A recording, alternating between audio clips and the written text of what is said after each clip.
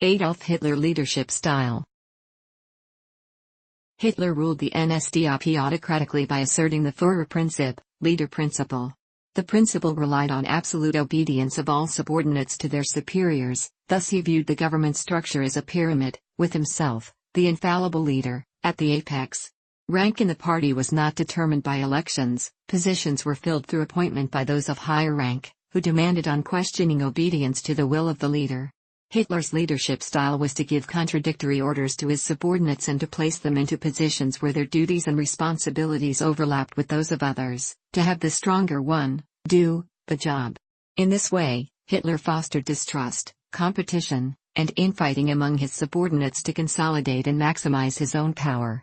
His cabinet never met after 1938, and he discouraged his ministers from meeting independently.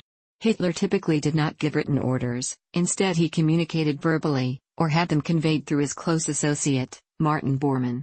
He entrusted Bormann with his paperwork, appointments, and personal finances. Bormann used his position to control the flow of information and access to Hitler.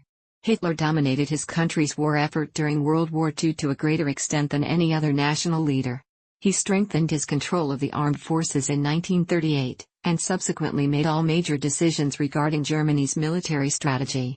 His decision to mount a risky series of offensives against Norway, France, and the Low Countries in 1940 against the advice of the military proved successful, though the diplomatic and military strategies he employed in attempts to force the United Kingdom out of the war ended in failure.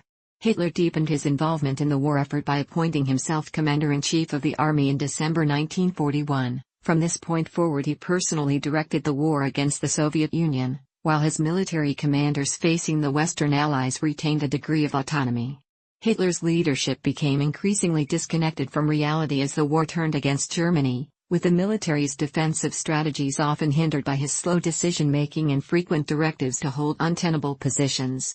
Nevertheless, he continued to believe that only his leadership could deliver victory. In the final months of the war Hitler refused to consider peace negotiations, regarding the complete destruction of Germany as preferable to surrender.